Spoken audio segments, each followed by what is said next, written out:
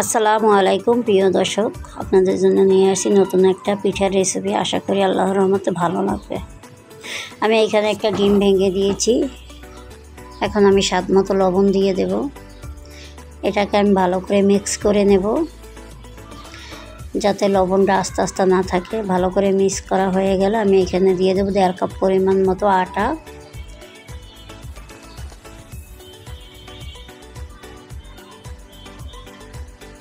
আমি আটা দিয়ে বানাইছি, আপনারা ময়দা দিয়ে বানাইতে পারেন, সমস্যা নেই। এখন আমি দিয়ে দেবো হাফ চামচ পরিমাণ মতো কালো জিরা। আমি 4 চামচের মতো চিনি দিয়ে দেব। মিষ্টিটা যেভাবে খান ওরকম দিতে পারেন, সমস্যা নেই। আমি এখন দিয়ে দিচ্ছি হাফ কাপ পরিমাণ মতো তেল। আমি যে তেল আর ডিম দিয়ে দিছি এটাকে এই ডোটা ভালো করে মাখা হবে, পানির কোনো প্রয়োজন হবে না। এই যে এটাকে আমি ভালো করে হাত দিয়ে মেখে নিয়েছি। এই যে অতটা শক্তও না, আবার বেশি একটা নরমও হবে না, মিডিয়াম মতো হবে। এই যে কত সুন্দর হয়েছে।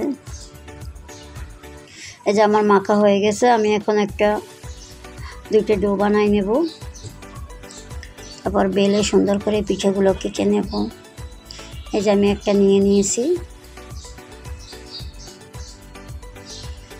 এমনভাবে বেলবো যাতে মোটাও না হয়, বেশি একটা পাতলাও না হয়। আমি দেখিয়ে দেব কিভাবে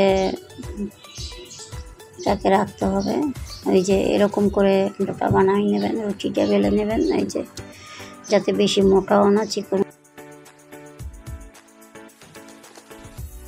ছোট গ্লাস ছিল, আমি গ্লাস দিয়ে বানিয়ে নিচ্ছি। আপনাদের বড় গ্লাস থাকলে গ্লাস দিয়েও বানিয়ে নিতে পারেন, বড়টা দিয়ে। এই যে আমি একটা একটা করে সবগুলি বানিয়ে নিচ্ছি। এই যে একটা বানানো হয়েছে, আমার আর একটা বানাইতেছি। আমি হালকা করে একটু আটা দিয়ে নিচ্ছি যাতে লেগে না যায়। আমি সবগুলো পিঠা কেটে নিচ্ছি। এই যে আমার সবগুলো পিঠা বানানো হয়ে গেছে। এখন আমি একটা কড়াইতে তেল দিয়ে দেব।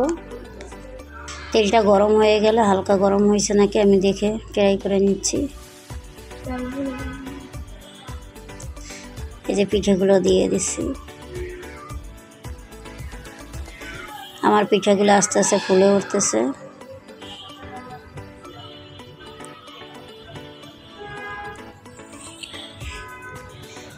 সবাই একবার করে বাসায় ট্রাই করে নেবেন, ইনশাল্লাহ ভালো হবে।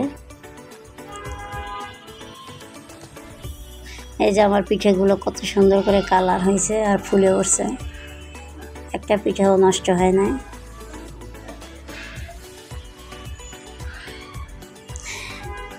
এই যে দেখেছেন আমার পিঠাগুলি, এই যে মশমশা হয়ে কেমন হয়েছে কমেন্ট করে জানাবেন। আল্লাহ হাফেজ।